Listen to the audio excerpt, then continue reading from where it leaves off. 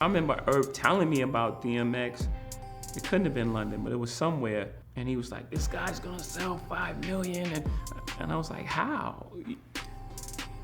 Like any rapper or anybody that is new to the game, you just come in the game and sell 5 million. You know, you've done something extraordinary that not many people do. So me saying that was just a logical answer to an illogical question at the time, or illogical statement at the time. He's selling 5 mil, Hope, I'm telling you. I was like, all right. And he did it. And then he dropped another one the same year. So again, Irv has that sort of vision and that will to make that happen. At his best, he's amazing at that.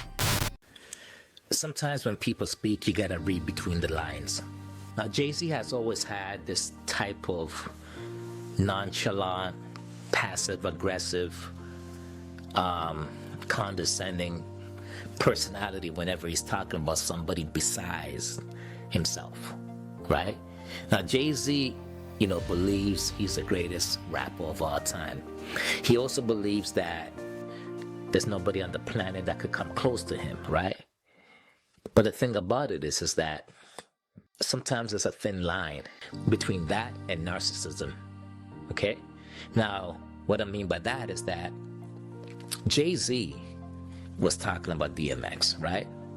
And he was having a conversation with Irv Gotti, and Irv Gotti was like, this is the next big thing.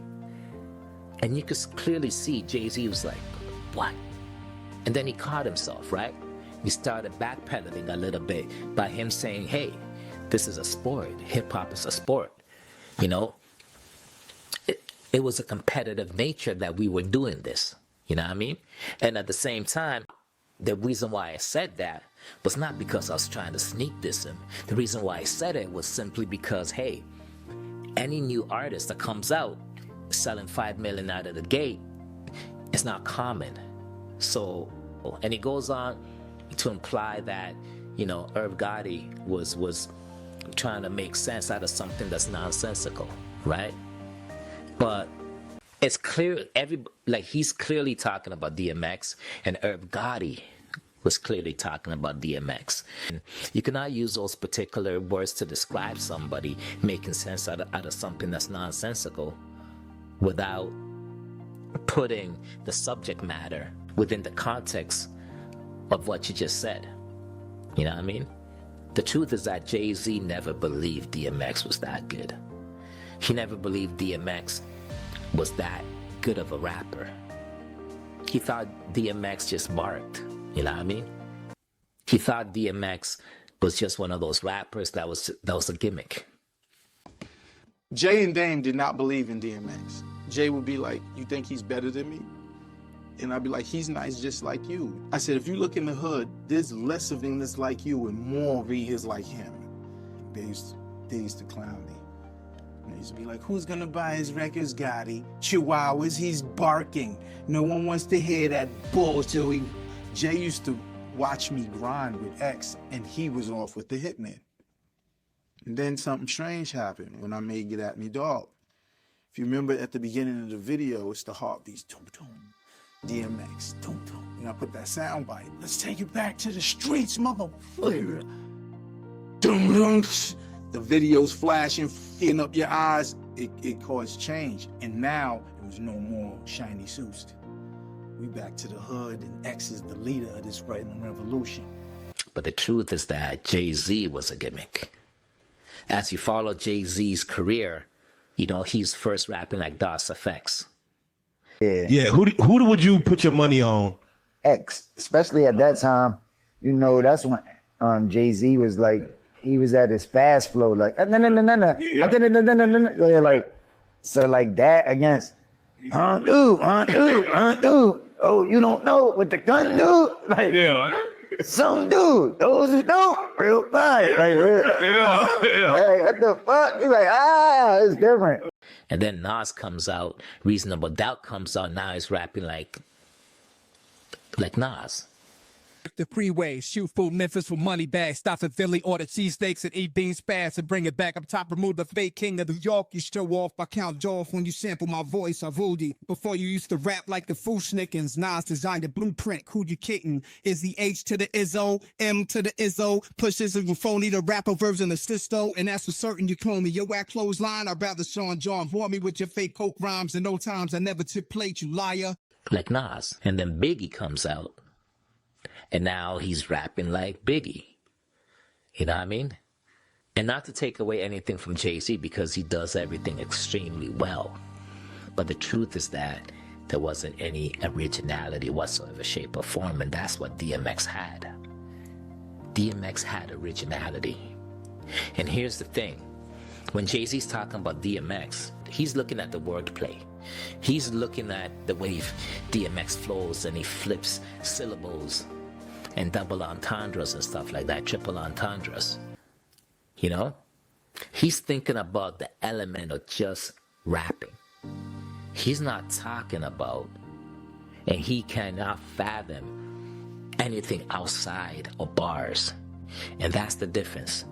You know, whenever Jay-Z talks about Tupac, he always, you know, led the same way. He was like, Tupac wasn't the greatest rapper, but you could feel what he said. Sneak dissing again. Even after Jay-Z said, hey, I didn't believe DMX could sell 5 million. And not only did he sell 5 million, he released another album that went a couple of million at the same time too. That did just as good. And instead of saying I was wrong and DMX is a rapper, DMX is dope as an MC, instead of saying that, he went on to say DMX was that good because Irv Gotti was that good. He tried to take away DMX's success by lifting up Irv Gotti and praising Irv Gotti, indicating or suggesting that if Irv Gotti wasn't as great as it was, then DMX would be nothing. You gotta remember here, when Jay-Z first came into the scene, every single label passed up on him. The reason for that was there was no originality, period. He did not stick out. He did not have that great voice. Nas, Biggie, Busta Rhymes. He didn't have that. Guru. He did not have that. He didn't have an original flow because he came out rapping like Das Effects. He couldn't dress. He didn't have the look. He didn't have the it factor. He could mimic everybody else extremely well. And it was only until later on in his career where he found who he was, where he found his pocket. But before all of that, Jay-Z will mimic the hottest thing around or try to get into a battle, confrontation with the person that was on top. You know, right before Tupac died, Jay-Z was getting ready to battle him. And the only reason for that is that if you battle the dude on top, you become on top with him if that dude answers you. You know?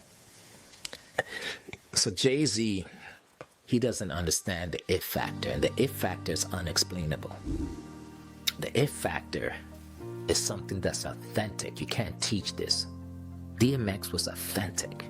Everything he said was believable. There's not one single person on the planet that ever called DMX a liar. There's not one person on the planet that has ever said that DMX did not live what he was rapping. There was not one single person on the planet that said DMX was not authentic. And there's not one person on the planet that never said DMX did not have a heart, that he did not care about. And that's the thing that Jay-Z lacked. Nobody said Jay-Z was authentic. Nobody said Jay-Z was original and real. Nobody said Jay-Z had a heart for humanity.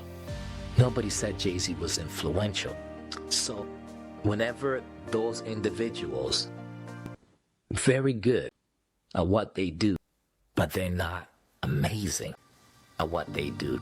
They start looking around and they say to themselves, listen, if I'm able to take him out, then I could have his spot.